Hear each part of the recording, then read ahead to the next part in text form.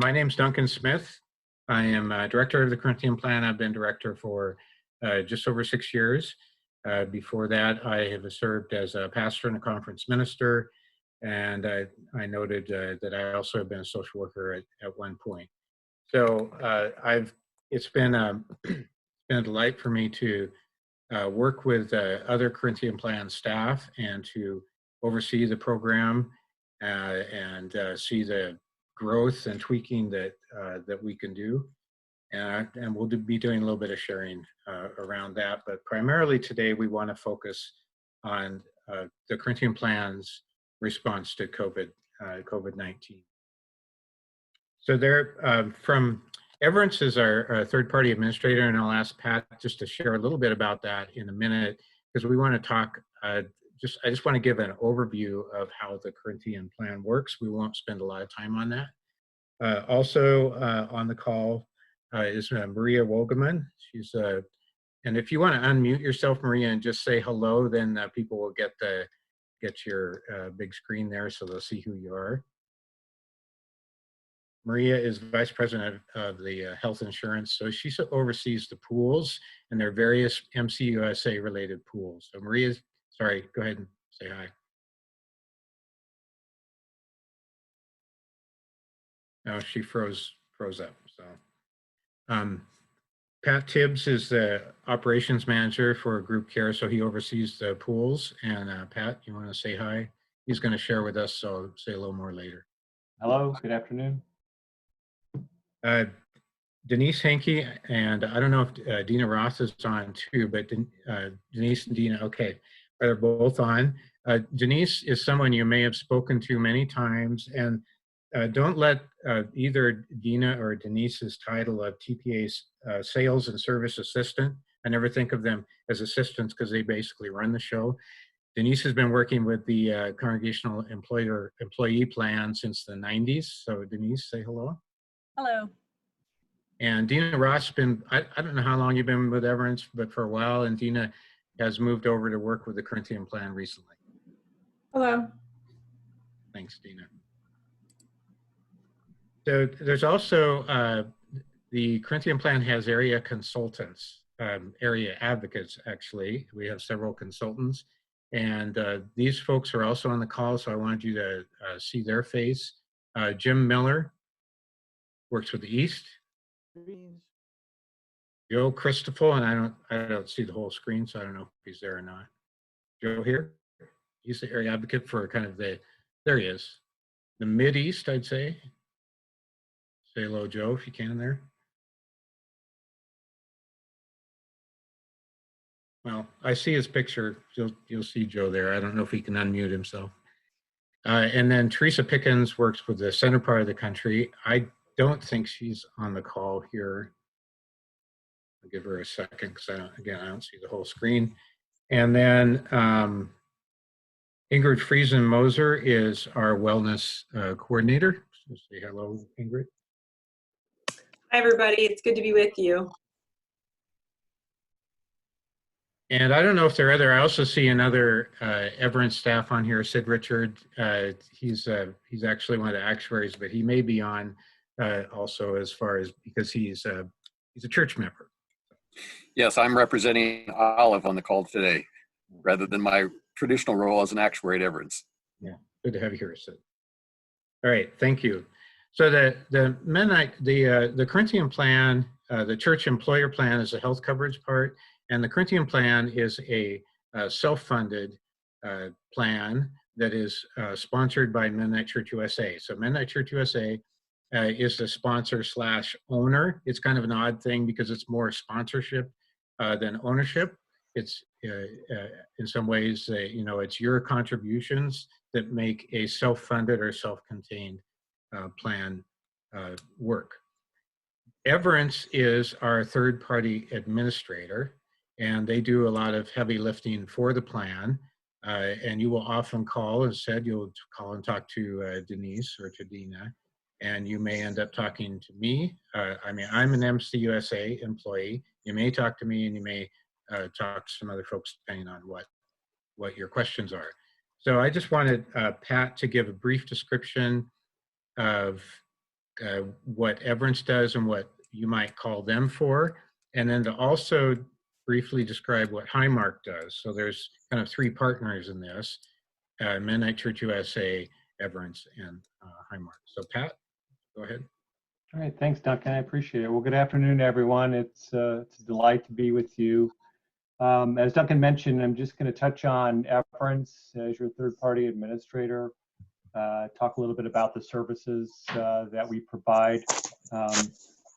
Also, when contacting our team, some questions that you could contact us about, and we're here to help and serve. And then Highmark's role in this. Highmark is our claims processor, claims administrator, and then also the network for Blue Cross Blue Shield that you access providers through. So let's start with the third-party administration and those services that we provide for the plan. And again, it is our delight and really we're blessed with this privilege to administer this program for the congregation. So we provide obviously customer service and personal customer service. When you contact Denise or Dina, most of the time you're able to get through to a person instead of having to leave a voicemail, go through a bunch of prompts. And they can help with a number of items regarding enrollment, billing. That would then include medical and dental and the vision program as well. They'll prepare illustrations for new participants for congregations, prepare renewal packets during renewal time in the fall. And we'll also assist with plan design. So speaking of Sid, who's on the call today, Sid will work with his team of actuaries to come up with some information for Duncan and the board to review for rates in the fall. We also work with our compliance team at Everence that works with documentation that we provide to the congregations in regards to, let's say, federally mandated guidelines as it relates to benefits and forms and such. We also work with your pharmacy benefit or CVS Caremark. So when participants go to get a prescription, that is our pharmacy benefit manager or CVS Caremark. So we have a long-term and direct relationship with them. And then we can assist also in the we also do assist in the administration of your wellness program. Denise does some work there for that. And then continuation. So when an employee would be have a separation of employment, would be leaving their position, we handle then the continuation of their benefits if they would choose to do so.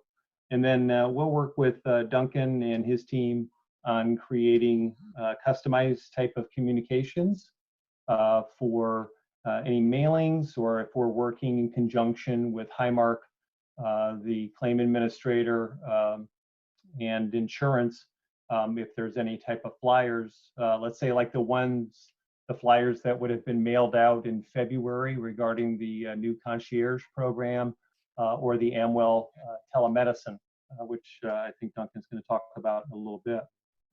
As far as contacting Everence for questions that you would have, that could be about enrollment for medical, dental, or vision coverage. It could be about billing, the billings that you're receiving for the program. If there's a question regarding an illustration, I know Denise works quite a bit with that. And then also on the continuation that Dina works with.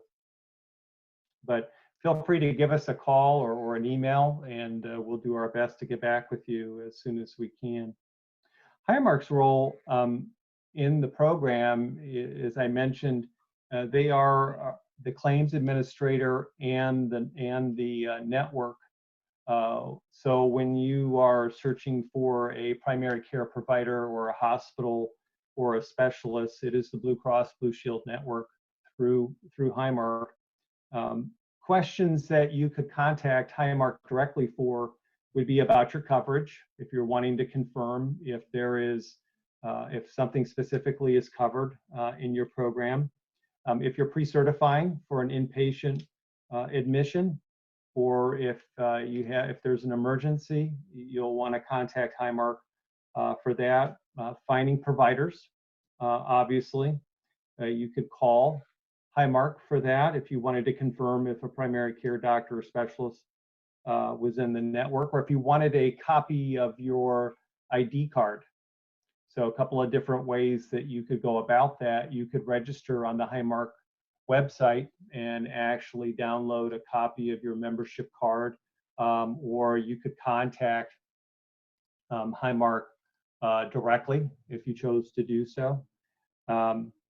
Blues on Call, that would be another, I don't know if you're familiar with that or if participants are. So that's a registered nurse is available 24/7, 365. If a participant would need to call in the middle of the night just to get some guidance regarding an illness or condition, and then understanding the explanation of benefits statements that you receive in the mail about a service that's provided. So if you have a question related to that, or a participant would have a question related to the services that they access and they get that EOB in the mail, they could contact Highmark directly for that. And then researching a claim, that is something that we can, in certain cases, assist you with, but it's really best if you're contacting Highmark directly to research a claim. And then lastly, the Amwell Telemedicine program, that is not a Highmark program. It is through Highmark, but Amwell is their own company. But if participants do have questions about how it works, and as it relates to their health insurance, they can certainly contact Highmark, and Highmark would be able to speak with them regarding that. Okay. Thanks, Pat. Oh, you're welcome. And so after each section, I'll just pause real briefly and see if you have any questions. You can also type questions in the chat box, and Alex is helping me out in keeping a tab of that. I'm going to share a document again, and I realized that if I tried to get you to see people when I had the shared document up there when they were saying hello, so my apologies. That's technical error on the operator's part. I want to begin this part by starting with the section on the premium holiday. So you may have questions about that. The premium holiday is actively happening right now. Your congregations or the conference offices should have received by now their bill, which should read 0 for most congregations and conferences. So the document I'm sharing is the attachment 2, I believe it is, from the mailing that you received. The 7-page mailing. It was kind of like an HR mailing. I know it was a lot of information, so that's part of the reason we wanted to do this webinar here. But your congregation should have received a bill that is 0. There are a couple of caveats that we note in that document on those points in the middle, and that is that sometimes church staff pay and have their part of their premium. If they pay part of it, the congregation is required to pay 50% at minimum. We encourage 100%, but if the staff do pay that, it may be deducted from their paycheck. So we just wanted to alert that, make sure that congregations have to do their own paperwork on that, and to make sure that staff also have 0. That's because that's our hope from what the congregations pay out.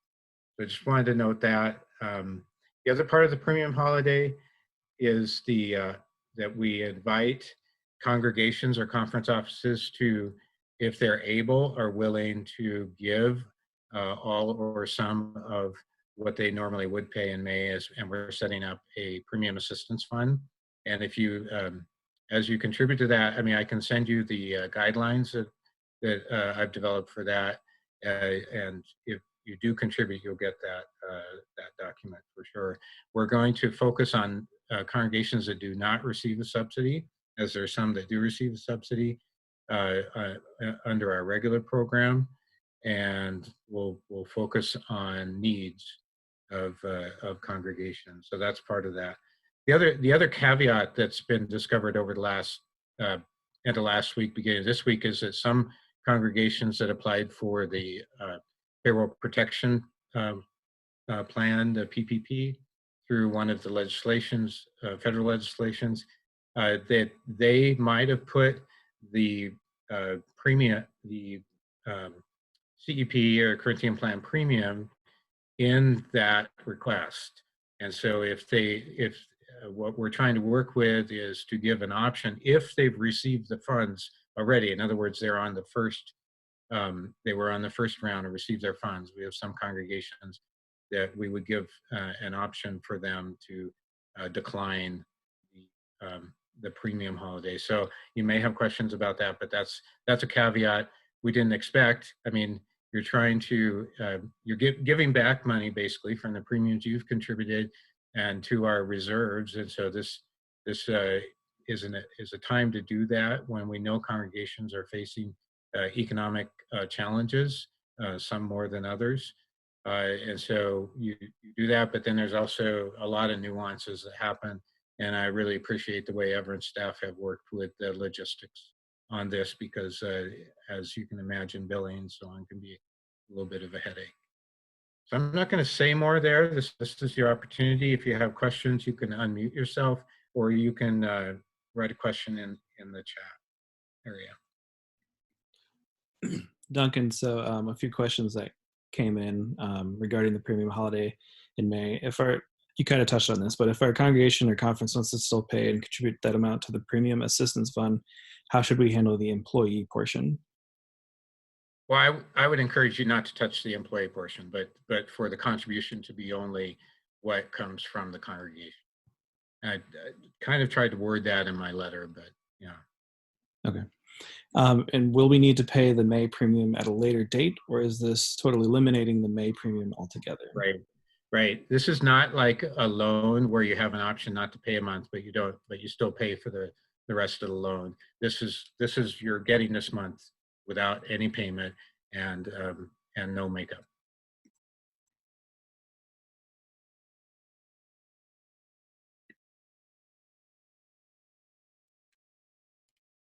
Any further questions on that?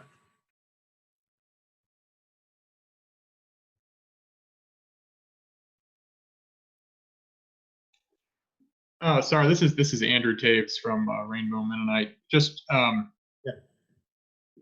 clarify, sorry. So there's the premium assistance fund that was set up. If we just want to contribute something, not related to the premium, but just send in a lump sum to that premium assistance fund, are there instructions? And I haven't seen the mailing yet. It's maybe at our church office, but are there instructions there on how to do that? The bill. It's in the bill. So you have the list bill. So you have your totals there, and then you have a zero, I believe, at the bottom of that. And in that is a brief letter with a tear-off sheet, and there's an envelope in there as well that you can contribute. Okay. All right. Thanks. Mm-hmm. Thank you. Any question you have, someone else probably has too. So.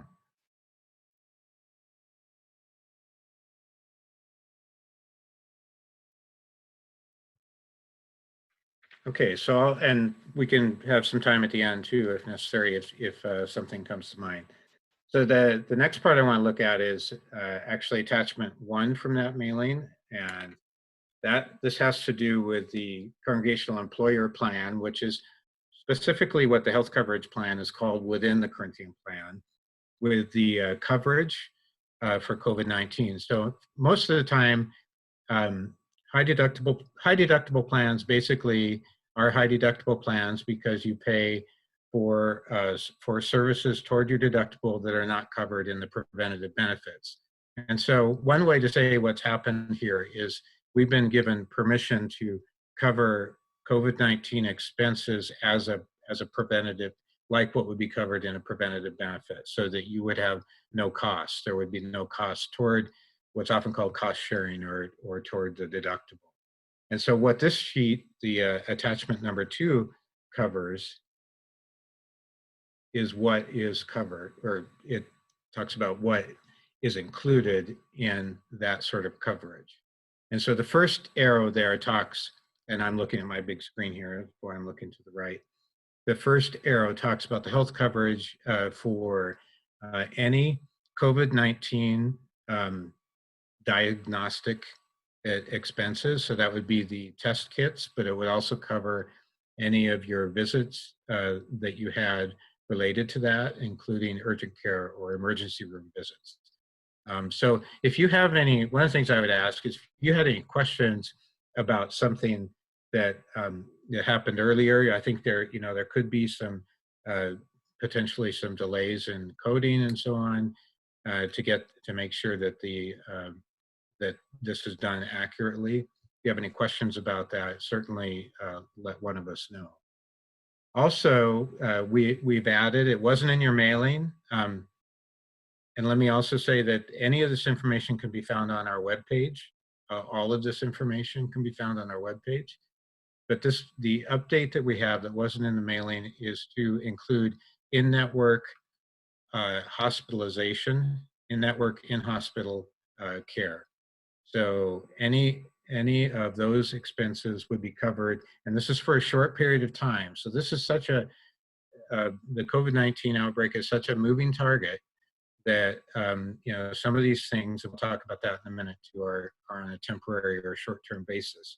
So you'll see that down here near the bottom, update on CEP health coverage, that in-network inpatient hospitalization will also be covered as a preventative benefit without further cost to you. And that waiver is between February 1st and May 31st. There may be other expenses related to COVID-19 treatment that could be subject to the normal deductible, so you've got to look at that a little bit. Pat mentioned Amwell. All Amwell telemedicine visits will be covered between March 13th, backdated, so if you had one that wasn't covered, March 13th to June 10th, and that's for any telemedicine visit that you have, not just for COVID-19. And then finally, just to note though, if you had non-COVID-19 visits with your regular primary care physician or provider, those might be subject to deductible. So I know it gets a little bit confusing here. This sheet can be your reference, and of course, you're encouraged to call one of us if you have questions. Okay, I'm going to leave that summary at that, and let's take questions at this point. Kathy. What if you have symptoms that you thought were COVID related, but they ended up being something else? It's based on coding, right? Whether it's based on coding. And so I would say that what I encourage you to do is if you have any questions about that, to let us know, and we can talk about the specific situation.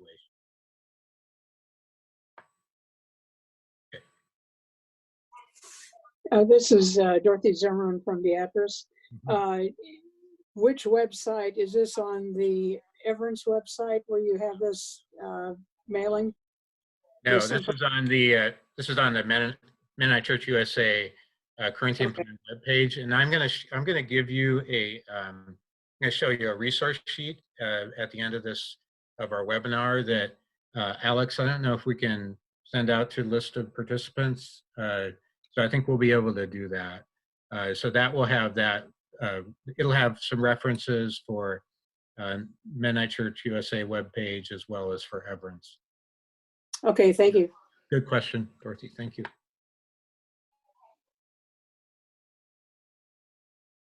No written questions, Alex? Nope. Okay. All right. So let's move on to what was attachment 3. And this section was put together because we recognize that some congregations may be reducing staff or changing status of staff because of COVID-19. And so again, anything I'm talking about here is COVID-19 related. So it's not because of some previous issue that was happening in the congregation or previous lack of funds or something. This is all because of COVID-19.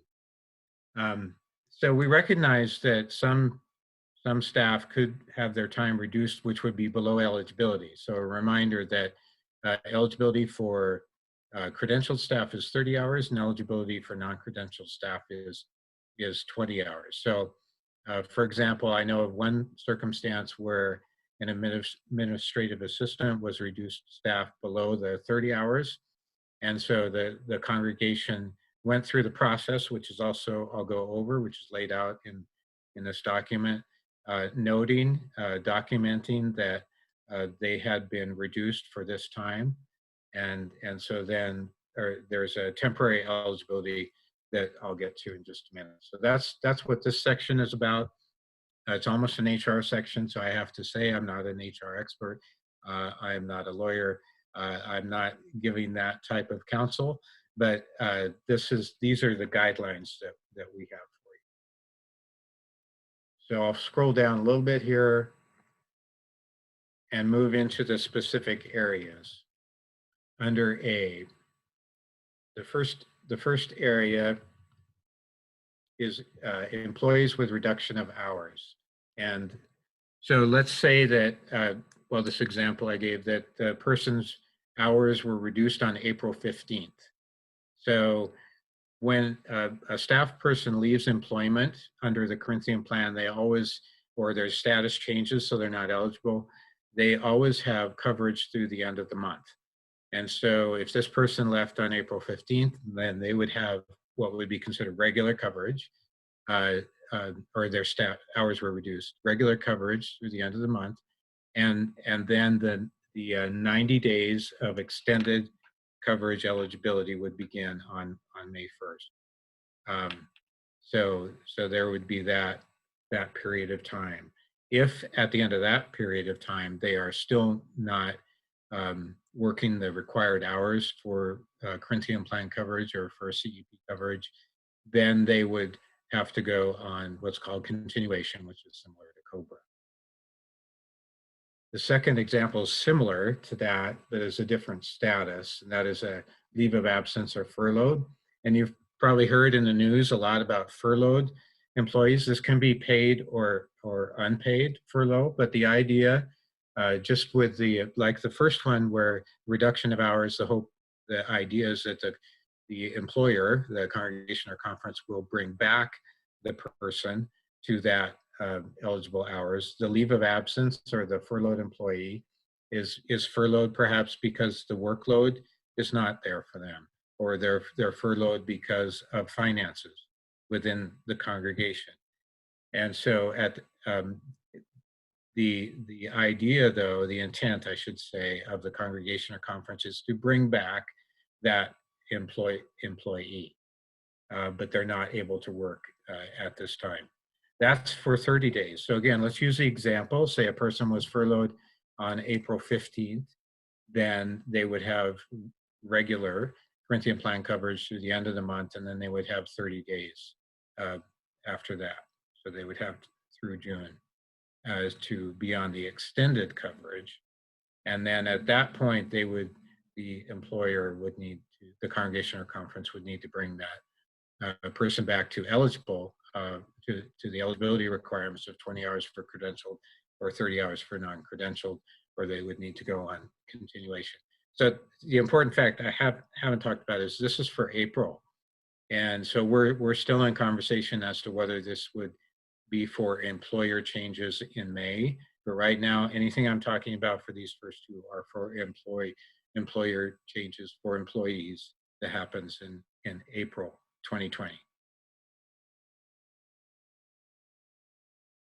Let me just pause there on those two. See if there are any questions about that. Duncan, someone asked if you need to be a part of the Corinthian Plan to benefit from it. Mhm. Yes. Okay. Yeah, everything I'm talking about today will be for Corinthian Plan participants.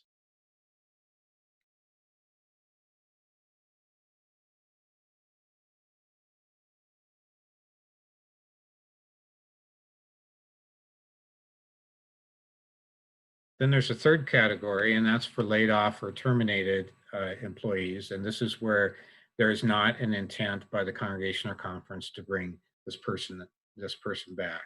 So in this case, this would be similar to leaving employment, and there would be no eligibility extension from the Corinthian Plan. Again, the person would be offered continuation, which is similar to COBRA and lasts for 18 months, but the employee would be billed directly. Former employee, I should say.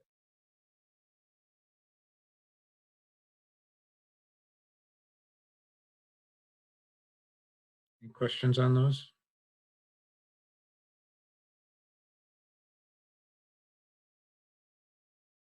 Okay, let me just cover this last section, and I'll also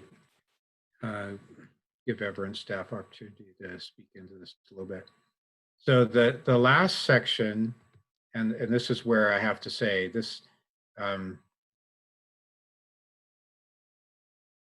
we can't give a lot, I can't give a lot of specific guidance here, but just to say that the family leaves, the Families First Act, which was the smaller one, as opposed to the CARES Act, which happened in the middle of March, did expand family medical leave, and as well as Emergency Paid Sick Leave Act. And congregations can look into whether they can avail themselves to this or also to opt out. But if a congregation does avail themselves to the Family Medical Leave Act or the Emergency Paid Sick Leave Act, they would be the status of the employee would be recognized as being active by the Corinthian Plan. So that's the main purpose of having this here. It's not necessarily to give guidance on how this works for your congregation, but to say that we would recognize that then as a person as an active employee.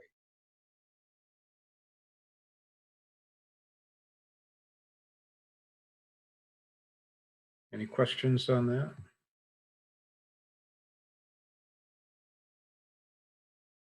It's a mouthful. It's a lot to keep track of, and there was a lot of moving parts changing.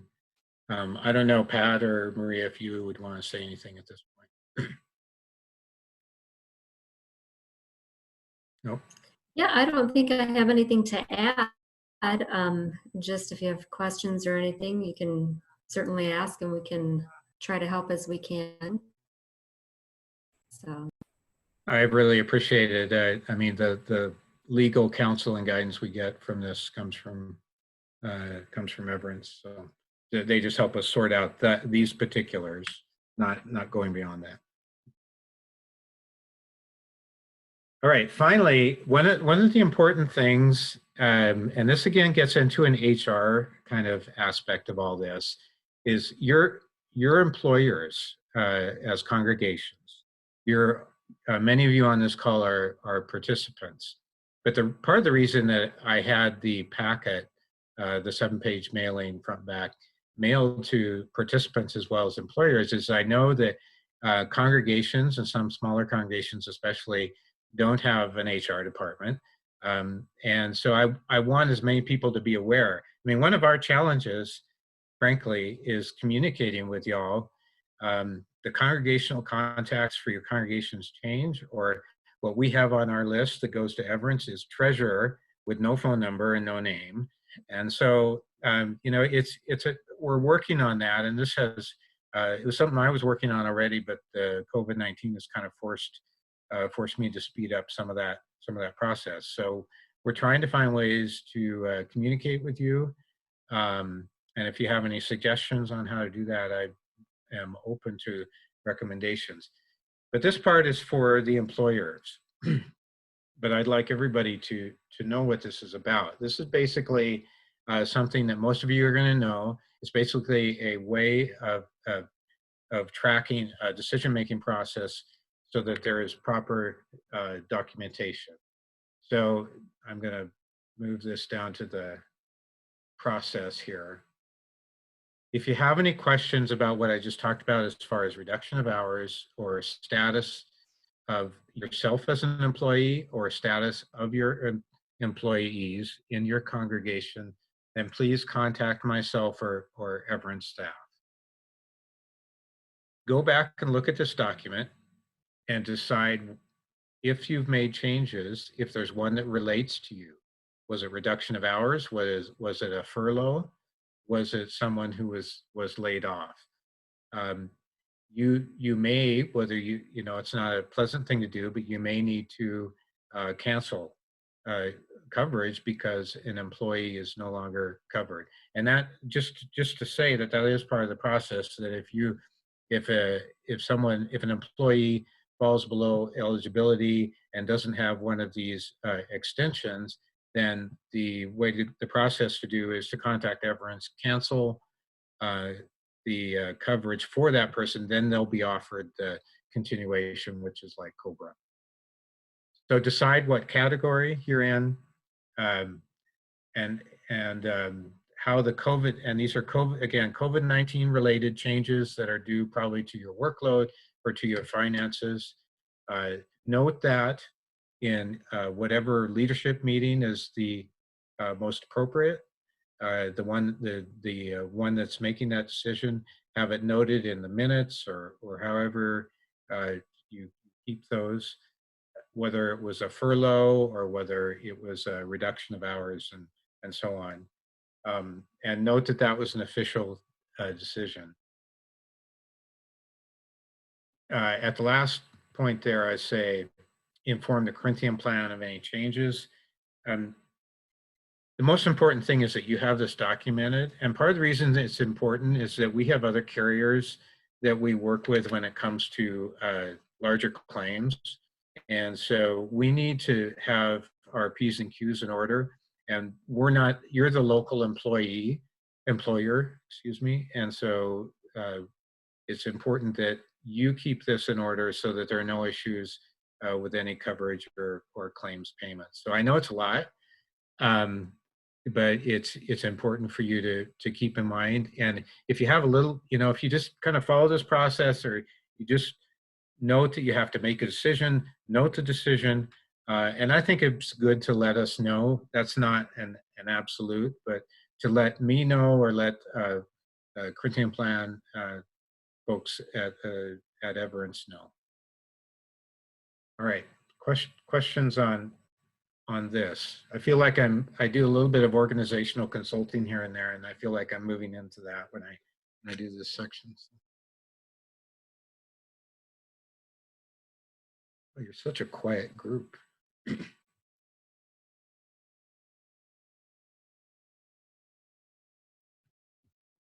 Okay, that's my main input on COVID-19. So before I give it over to Ingrid for a little bit, I just want to see if there are other questions, or if you have any general questions, since you've got a bunch of us here that work with the Corinthian Plan on the call.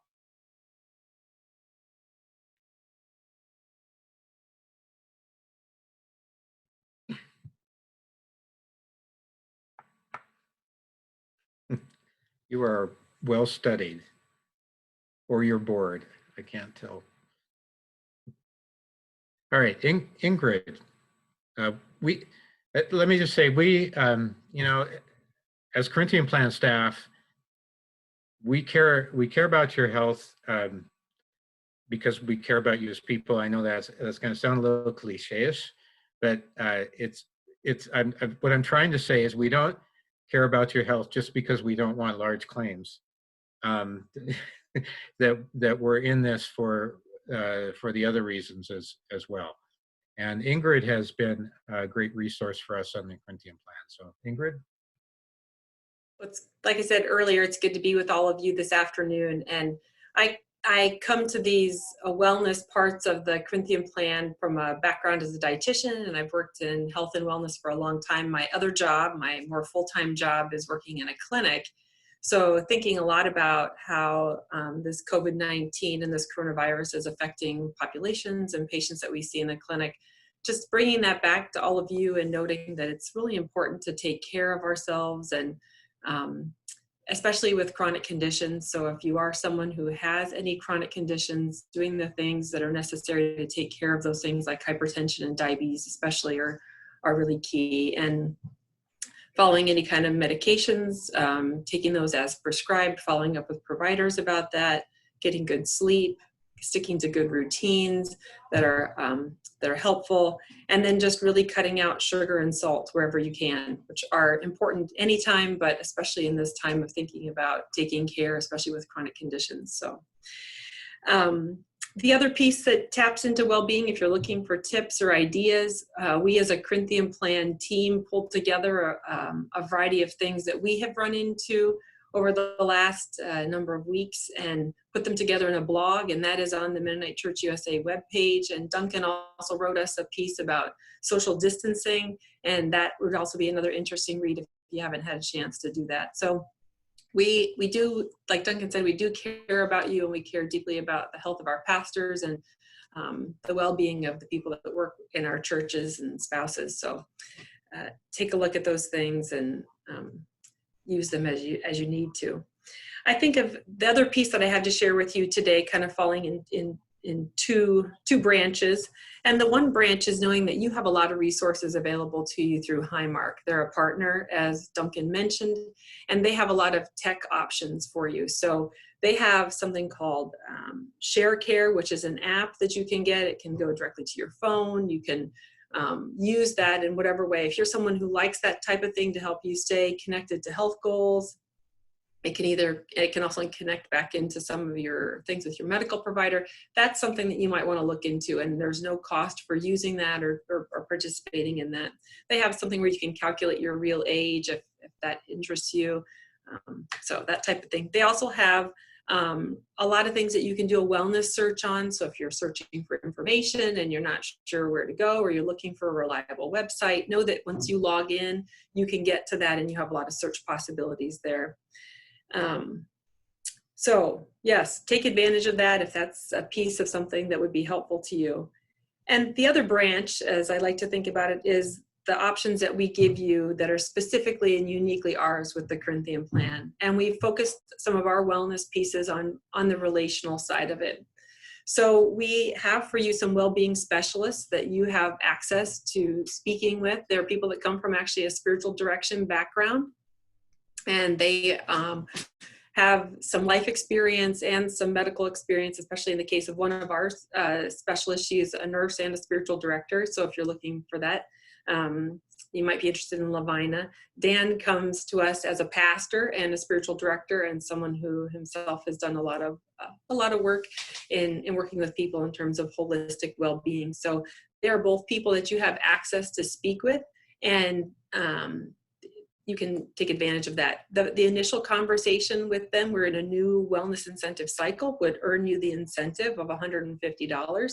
So if that's of interest to you, you can utilize that. And there also are some options for follow-up with that you could do. So if you would like to follow up with them, there is a limited amount of follow-up, but you would be able to do that too. The other piece that we would wanting to think about that relates to the wellness incentive is that we know that one part of it is to have an exam with your medical provider, that's another piece that you get incentivized. You get $150 for that. And we recognize that, at least in the clinic where I work, and I'm sure this is the case in clinics around the country and medical offices around the country, is that many wellness exams are not being done currently, and we don't know what the schedule for that will be and how that will look for us in coming months. So we are keeping that in mind, and we know that we may need to make adjustments to how that portion of the wellness incentive is distributed during this current wellness cycle. So the cycle began on March 1st, and it will end February in 2021. And we'll be keeping you up to date with that. You can find out more about the wellness incentives through the Mennonite Church USA Corinthian Plan website, and I believe that Alex gave a link to that in the chat, so you could go to that link and you could follow it there. And there's a specific page that is identified as the wellness incentives. So I'll pause there and see what questions someone might have, or maybe additions that people on my Corinthian Plan team want to put out there as well to what I've said. Just to note, Dan is on the call. He's not on video, but there's a mugshot of him there. It's good to have you with us, Dan.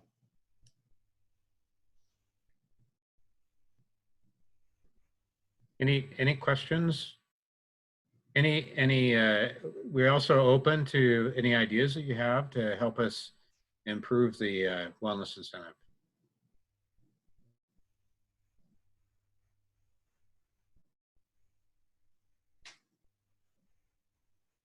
Boy, this is one quiet group. Anyway, great, thank you.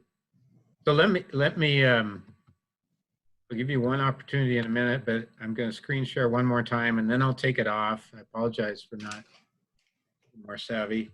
You saw the agenda earlier. This is a sheet that I'll ask Alex or Kayla to send out to each of you. So this has lists all the Corinthian Plan consultants. There's a link to the wellbeing specialists flyer there in the middle here. Everence and Highmark contacts, I put Denise on there. And then the Blues on Call number. I didn't put the Highmark website on there, but you can Google that. Highmark Blue Cross Blue Shield. And then TPC links. So this TCP links, this would be the Corinthian Plan webpage that Ingrid just referenced. And here's a link to directly to our wellness incentive information. And then the recent blogs that Ingrid talked about. So you'll receive that, I think, in the mail as anybody that was registered should receive